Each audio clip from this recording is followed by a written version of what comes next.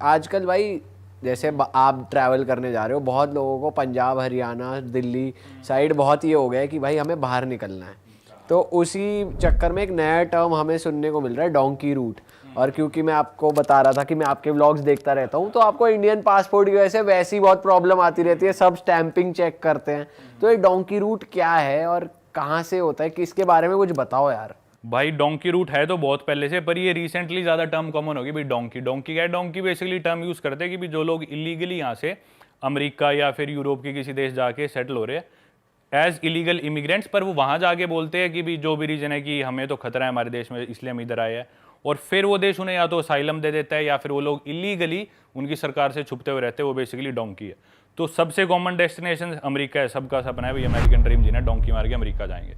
तो उसके रेट भी सेट है, छोटे छोटे एजेंट्स, ट्रैवल एजेंट्स बने हुए हैं यहाँ पे, डोंकी एजेंट्स, जिनके कनेक्शन है उधर के देशों में, सेंट्रल अमेरिका में, साउथ अमेरिका में।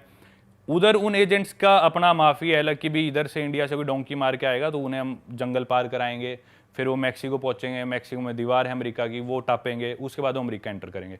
तो ये कॉम्प्लिकेटेड प्रोसेस है। छोटे सब आसान भाषा में थोड़ी कम टाइम में समझाऊं तो अलग अलग रेट सेट है। अभी रिसेंटली क्या होने लग गया कि डायरेक्टली आपको यहाँ से मैक्सिको पहुंचवा दिया जाता है किसी तरह फ्लाइट से ही। दिल्ली से फ्लाइट उड़ती है डायरेक्ट, इटली होते हुए, यूरोप होते हुए या फिर साउथ अमेरिका होते हुए मैक्सिको लैंड करते हैं। इसका रेट मेरे ख्याल से अभी 40-45 लाख रुपए चल रहा है, जो कि एक आम किसान के बच्चे जाते हैं मोस्टली, और सारे वो अपनी ज़मीन बेच के, किले वगैरह बेच के एक एजेंट को देते हैं 40-45 लाख रुपए, उन्हें मैक्सिको पहुंचवा दिया जाता अच्छा है। भाई, जब वो एयरपोर्ट में, सॉरी काट रहा हूँ आपको, जब वो जाते हैं एयरपोर्ट पे तो उतरते उतरते टाइम भी इमिग्रेशन जो होती है तो उनको वीजा वीजा सब प्रॉपर मिला होता है? बहुत बार ऐसा होता है कि इमिग्रेशन वाले उन्हें डिपोर्ट कर देते हैं, बहुत बार ऐसा होता है कि उन्हें दिल्ली से ही नहीं चढ़ने देते। तो एजेंट की गारंटी है। अब अलग एजेंट अलग अलग है। कुछ एजेंट कहते हैं मैं गारंटी ले रहा हूं कि अमेरिका तक पहुंच जाए, वहां तक की गारंटी। कुछ कहते हैं भी मैं यहां से निकलवा दूंगा, वहां तक की गारंटी। शुरू में एजेंट जितना झूठ बोल सकता है ना उतना बोलता है, क्योंकि उसे क्लाइंट चाहिए। एजेंट बोलेगा वहां पे नौकरी भी तैयार है, आपको बस मेरे को इतने पैसे देना और इसकी लाइफ सेट है। एक बार वो इंडिया से गया एजेंट अपना फरार, इधर उधर छोटे लेवल के जो एजेंट है, क्योंकि उसकी सिरदर्दी खत्म। काफी लोग रास्ते में मर भी जाते हैं। क्या होता है कि छोटी छोटी बोट्स में ऐसे लोग, ये तो आसान रूट की मैं बात कर रहा हूँ मैक्सिको वाला, जो मुश्किल रूट है उसमें क्या 20-25 लाख रुपए लेते हैं और कंट्रीज के थ्रू भेजते हैं। जैसे यहाँ से ईस्टर्न यूरोप में सर्बिया बहुत कॉमन डेस्टिनेशन थी, सर्बिया भेज दिया, फिर उससे वो पार करके यूरोप में घुस गए, यूरोप से वो करते करते वो चले गए इटली वगैरह या पोर्टुगल पहुंच गए, या फिर छोटी सी बोट में बिठा दिया जिसकी कैपेसिटी तो है 10 लोगों की, लेकिन उसमें 20-30 लोग बिठा दिए, किसी को तैरना नहीं आता, कोई गिर गया, बोट डूब गई, तो लोग रास्ते में मर जाते हैं। जंगलों में ले गए। अब जैसे ये तो आसान रूट मैक्सिको पहुंचाया, वो दीवार कूदे, दीवार कूदते उन्हें अमेरिका की पुलिस पकड़ लेती है। पुलिस पकड़ते हुए पूछती है कि भी तुम यहाँ कहाँ से आए हो, कौन से देश से हो? तो इंडिया वाले बताते हैं इंडिया से। पाकिस्तान वाले भी आज के लिए बोलते हैं कि हम इंडिया से, क्योंकि अमेरिका इमिग्रेंट्स ले रहे हैं, उन्हें ही पता है लेबर की कमी है, भाई सस्ती लेबर हमें मिल रही है, कहीं ना कहीं वो भी चाहते हैं आओ थोड़े आओ, लेकिन वो आजकल इंडियंस को प्रेफर कर रहे हैं, क्योंकि जो साउथ अमेरिकन है उनके आसपास वाले देश है उनमें ड्रग्स का सिस्टम, कार्टेल्स, गैंग्स का सिस्टम बहुत है, तो वो क्राइम बढ़ाते हैं आगे। दूसरा अब एक नई चीज आ गई, वो ना थोड़ा सा मेरे को अंदर की किसी आदमी ने बताया, लास्ट टाइम अमेरिका था पिछले महीने, कि ना थोड़ा सा वो इस्लाम को अवॉइड कर रहे हैं। जो मुस्लिम कंट्रीज है ना, वो आके शायद ऐसा चाह रहे हैं कि इधर ये रिलीजन ना फैलाए, उनकी ऐसी सोच है कि भी गवर्नमेंट की। तो सोच रहे इंडियंस है मोस्टली पढ़े लिखे होते हैं, या नहीं पढ़ा लिखा भी होता तो क्रिमिनल नहीं होता, तो वो इंडियंस और सबकी जैसे उनको एक लॉकअप में डाल देते हैं। वहाँ पे जो भी लोग दीवार कूद गए, पुलिस पकड़ के लॉकअप में लेगी, फिर उनकी पेशी होती है कोर्ट में जज के आगे।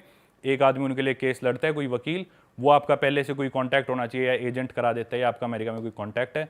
जज के आगे पेश हो गया, आदमी बोलता है, पंजाब वाले यूजुअली ये बोलते हैं कि इंडिया में जो सरकार है उससे हमें खतरा है, या हमारे परिवार में हमारी लड़ाई हो रखी है, पड़ोस से लड़ाई हो रखी है, हमारी जान को खतरा है। जज को लगता है, जज अगर सेटिस्फाई हो जाते हैं भाई इसकी जान को खतरा है इसके देश में, तो वो उसे असाइलम दे देते हैं अमेरिका देश में। उसमें वो असाइलम क्या होता है भाई? असाइलम बेसिकली उसे प्रोटेक्शन दे दी कि तू हमारे देश में रहे, तेरे देश में तेरी जान को खतरा है, लेकिन वो वापस इंडिया नहीं जा सकता। एक बार उसे सिटीजनशिप मिली, उसके हाथ में वहां का पासपोर्ट आ गया तो बात अलग है, लेकिन अभी वो इंडिया नहीं जा सकता जब तक उसे सिटीजनशिप नहीं मिलती या फिर वहां का लीगल सिटीजन नहीं हो जाता। क्योंकि ये तो फिर बेसिकली हिपोक्रेसी होगी कि आपको असाइलम ले लिया आपने ये बोल के कि मेरी जान को खतरा है, और फिर आप इंडिया ट्रैवल कर रहे हो, तो सरकार को पता चल जाए तो आपको कभी घुस नहीं देंगे। इसी केस में ऐसा भी होता है कि कई लोगों को डिपोर्ट कर देते हैं, उनका केस मानती नहीं, भाई तुम्हारी जान को खतरा नहीं है, वापस जाओ। हाँ, तो पैसे गए उनके, जो एजेंट के पास पैसे थे वो गए। ये तो आसान तरीका था, थोड़ा सा मुश्किल वाला भी बताता हूँ, जिसमें 20-25 लाख रुपए लेते हैं। उसमें आपने मेरी सेंट्रल अमेरिका की वीडियोस देखी होगी, वो पनामा वगैरह ले जाते हैं, कोलंबिया पहुंचा देंगे या पनामा पहुंचा देंगे। पनामा के जंगल बहुत खतरनाक है भाई, बहुत घने जंगल है, और काफ़ी लोग जंगल का वो सफ़र तय नहीं कर पाते, किसी को सांप डस गया तो रास्ते में मर गया, किसी का पैर कट गया, पैर टूट गया, जानवर ने मार दिया।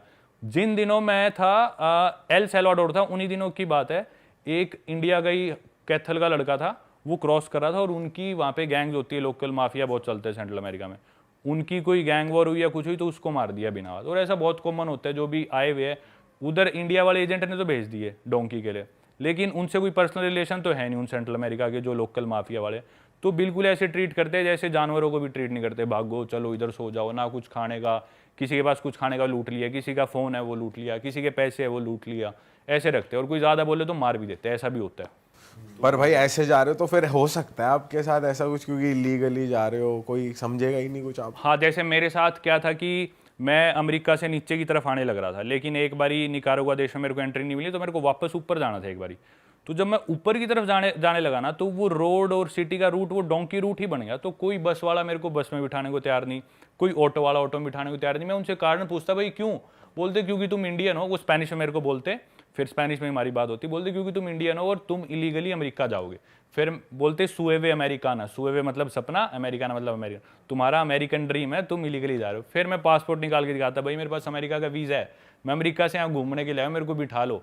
तो तब जाकर मेरे को बिठा लेते थे। कोई पुलिस वाला भी बस में जैसे चेकिंग करने आएगा, सीधा मेरी सीट पे आएगा, हाँ दिखा भाई चल जेल में। मैं बोला अरे पासपोर्ट है मेरे पास, वीज़ा भी है, मैं वैसे जाने लग रहा हूँ लीगली। कोई मानता ही नहीं था, क्योंकि एक तो इंडिया में ट्रैवलिंग का कल्चर नहीं है, बैकपैकर्स इतना उधर जाते नहीं। हर इंसान जो उन्हें दिखता है, 100 के ग्रुप जाते हैं या जो भी दिखता है, यूजुअली वो इलीगली ही जा रहा होता है। तो इसलिए काफ़ी उस टाइम लगता है भाई रेसिज्म हो रहा है, पर क्या कर सकते हैं भाई, अपने लोग ऐसा कर भी रहे हैं। और भाई जो आप कार्टेल वाली बात बता रहे हो कि वो लोग अपना बढ़ा रहे हैं, जैसे ऐसे लोग भी आ रहे हैं, तो इंडियंस इसमें भी घुस रहे हैं? नहीं, इंडियंस नहीं घुस रहे। इंडियंस यूजुअली जाते हैं, वो नौकरी करते हैं या तो किसी गैस स्टेशन में पेट्रोल वगैरह पे, या फिर किसी ग्रोसरी स्टोर पे जो मेन कैशियर का काम है वो इंडियंस करते हैं।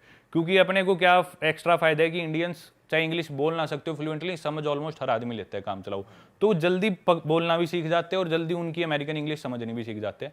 तो एक तो ये एडवांटेज है। दूसरा, इंडियन शरीफ होते हैं इनके कंपैरिजन में। अपना इतना ड्रग्स का, चाहे इंडिया में इतनी बड़ी पॉपुलेशन है, फिर भी क्राइम उस हिसाब से इतने बड़े नहीं है। आप साउथ अमेरिका, सेंट्रल अमेरिका, इन देशों में जाओ, छोटे छोटे देश है, लेकिन हर आदमी क्राइम में इन्वॉल्व है अपनी उम्र का। अपने इतने ज़्यादा क्या क्राइम है, किसी ने कोई ड्रग ट्राई कर लिया तो कर लिया, यूजुअली ये क्राइम होते हैं। पर वहाँ पे हर आदमी एक ऑर्गेनाइज्ड कार्टेल का, एक ऑर्गेनाइज्ड गैंग का मेंबर है, जो कि पूरी सिटी का ड्रग कंट्रोल कर रहे हैं, जो बाद में अमेरिका जा रहे हैं, जो भी हो रहा है। तो वो चीज़ आगे फिर वो वहाँ अमेरिका में फैलाते हैं कि भी ड्रग्स कंट्रोल करो और प्रोस्टिट्यूशन या ये सारी, और इंडियंस यूजुअली नहीं करते सब। वैसे इनके हेड जेल में रह के भी चला रहे हैं, ये सब ऑपरेट कर रहे हैं अभी भी, जैसे मैक्सिको में कर रहे हैं। मैक्सिको में जेल में रह के भी वो सिस्टम भी इन्वॉल्व है भाई। जब तक सिस्टम पूरी तरह उन्हें नहीं करेगा तो होती है भाई, सारी चीज़ें होती है। दोस्तों, बातों को आगे बढ़ाने से पहले हम रियल 11 की थोड़ी बात कर लेते हैं। किसी भी और ऐप पे जब आप अपने पैसे विड्रॉ करते हो तो आपको विड्रॉल चार्जेस देने पड़ते हैं, लेकिन रियल 11 पे ऐसा कुछ भी नहीं है। आपको एक भी पैसा विड्रॉल चार्जेस के रूप में कहीं पर किसी को भी नहीं देना। आप अपना पूरा पैसा बिना विड्रॉल चार्जेस के विड्रॉ कर सकते हो। साथ ही साथ किसी भी कंपटीशन में एंटर करने के लिए सबसे कम एंट्री फीस रियल 11 पर लगती है। तो आप सबसे कम एंट्री फीस के साथ किसी भी कॉन्टेस्ट में एंटर कर सकते हो। और एक और चीज़ दोस्तों, आपको अपनी डिपॉजिट पर जीएसटी नहीं देना। तो रियल 11 आपको ऑफर करता है जीएसटी फ्री डिपॉजिट्स। तो बताओ, इससे बढ़िया ऐप कहाँ होगी यार किसी भी मैच को एंजॉय करने के लिए। तो रियल 11 डाउनलोड करो, अपने फेवरेट मैचेस को रियल 11 के साथ खेलो और लाखों के इनाम जीतो। डिस्क्रिप्शन में लिंक है, यूज़ करना हमारा promo code real hit. Download real 11 now. चलो अब बातों को आगे बढ़ाते हैं, बहुत मज़ेदार बातें चल रही हैं। लेट्स गो भाई। और किसी कंट्री का स्कैम बताओ, कुछ चटक स्कैम हो रहा हो किसी कंट्री का। स्कैम्स भाई हर देश में अलग अलग तरह के स्कैम है, छोटे से लेके बड़े स्कैम्स सारे हैं। पर मैंने देखा है जो जगह मतलब ज़्यादा टूरिस्टी है वहाँ पे इस तरह के स्कैम होते हैं कि भाई टूरिस्ट से ज़्यादा पैसे लूटे जाए। जैसे इजिप्ट हो गया, पिरामिड्स के लिए वहाँ पे सारे आते हैं, तो लोग सोचते हैं कि भाई वैसे इतने ज़्यादा अमीर नहीं है वहाँ के लोकल्स, सोचते हैं कि भाई हर आदमी जो भी है वो एक वॉकिंग एटीएम है, इनसे जितने पैसे ले इसको ले लो। कैमल राइड पे बिठा के दूर ले जाएंगे, फिर बोलेंगे पैसे दो। ये छोटे मोटे स्कैम्स है। इसके अलावा जैसे अफ्रीका के थोड़ी और देशों की बात करें, वहाँ पे अलग तरह के स्कैम है। अफ्रीका में जैसे स्कैम्स है ज़्यादा, फ़ोन चोरी कर लिया, पासपोर्ट चोरी कर लिया। मैं इथोपिया में था, तो मेरी सबसे पहले जो मेरे साथ कभी स्कैम हुआ यही हुआ था, और मैंने वीडियो भी डाली थी बहुत साल पहले, लेकिन तब पता नहीं था, ना इतना बताना आता था, तो मैंने वीडियो में ठीक से बता नहीं पाया। मेरे साथ हुआ था। इथोपिया दरअसल ईस्टर्न अफ्रीका में एक कंट्री है, कैपिटल सिटी उसकी एडिस अबाबा है। वहाँ पे क्या करते हैं कि टूरिस्ट का फ़ोन और पासपोर्ट चुराए जाते हैं।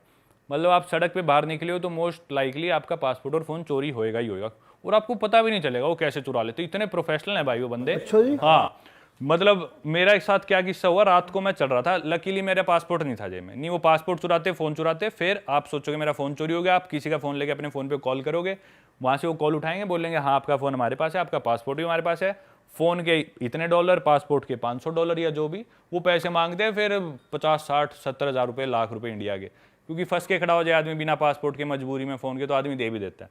आपने दिए फिर? नहीं, वही तो हुआ, तो मैं रात को चलने लग रहा, लकीली वो ना उस ट्रिप पे मैंने यूट्यूब जर्नी अपनी शुरू करी थी, तो मेरे साथ मेरे 2 भाई गए थे, एक मामा का लड़का, एक चाचा का लड़का। मामा वाला लड़का मेरा तगड़ा सा है, और उसको हालांकि मैंने बताया भी नहीं था कि हम कहाँ जा रहे हैं, उसे बस यूं बोला था फॉरेन जा रहे हैं। वो सोच रहा था जाते ही कि भी कहीं बिकनी में लड़कियां दिखेंगी, बीचीज होंगे, गोरे लोग दिखेंगे। इथोपिया एयरपोर्ट पे बाहर लैंड होती, उसने कुछ रिसर्च नहीं करी, तो वो उन लोगों को देख के अब हमारे मन में तो ये कि हर काला आदमी कोई चोरो चक्का है, अपने इंडिया का माइंडसेट, वो सारे ब्लैक्स आए बाहर एयरपोर्ट भाई। लेकिन जब आप इथोपिया जा रहे थे आपको मालूम थोड़ी होगी इतनी इजीली, मतलब इतना आम है यहाँ पे चोरी होना फोन वगैरह? हाँ, तब नहीं बता, नहीं मालूम होगा ना आपको, वो तो वहां जाके हुआ। हाँ। तो बस वो बाहर निकलती, उसने वो काले लोग देखे एयरपोर्ट के बाहर, तो वो उन पे चीख रहा है, इनको शर्म नहीं आती, जुग्गी वालों को एयरपोर्ट के बाहर आके रहने लग रहे